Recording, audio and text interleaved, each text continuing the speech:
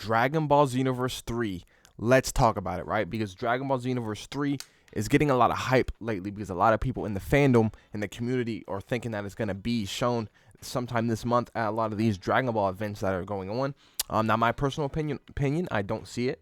I don't see it. I'm not saying it won't happen, and I'm not saying I don't want it to happen. I'm saying I just don't see it. I don't foresee that being the outcome of this event. Now, it very well could be, and again, I'm not saying I don't want it to happen. I would love a Dragon Ball Xenoverse 3. I just personally don't see it coming out this year, if at all, honestly. Who even knows if they're working on one? With that being said, let's go ahead and get into, what could become of it if it does come out. Not come out, but if it does be shown sometime this year in January. And so what does this mean? For one, if it does get shown, Dragon Ball Xenoverse 3 that is, if it does get shown sometime this month, for one, it means that it's going to come out this year, right? Because Bandai isn't really one to show off their games and then have their games release years in advance. Not years in advance, but like years later. Like a lot of companies do that.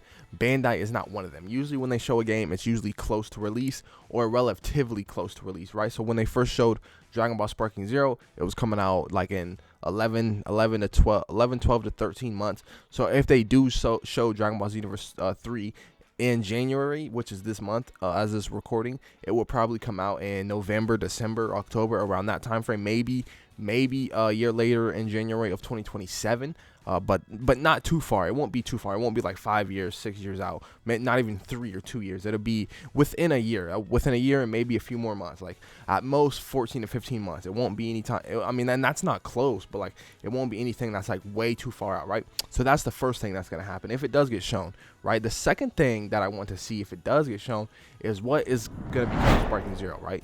What kind of shelf life does this leave Sparking Zero? Because they're both Dragon Ball IPs and they're both 3D arena fighters, which means they're both directly going to be opposing each other. And I know what you guys are thinking. That's not happening right now with Sparking Zero and Xenoverse 2. Well, kind of not really, because Xenoverse 2 has already kind of run its course. It's old. Like, I mean, like there's people playing it, but like it's kind of like the only people playing Xenoverse 2 are its hardcore fans. Like only the people that really like Xenoverse 2 are still playing Xenoverse 2, whereas a lot of people are still buying Sparking Zero and still playing Sparking Zero and getting into it and trying to like, I mean, I know that sounds crazy to say because it's over a year old, but like it is true. Like a lot of people are still getting into Sparking Zero. It's still relatively new, whereas Xenoverse 3 will be super new and all the casuals will be back on Xenoverse 3 and everyone will be leaving Sparking Zero, I assume, right? Now obviously people will still play it, but I assume most casuals will leave Sparking Zero for Xenoverse 3.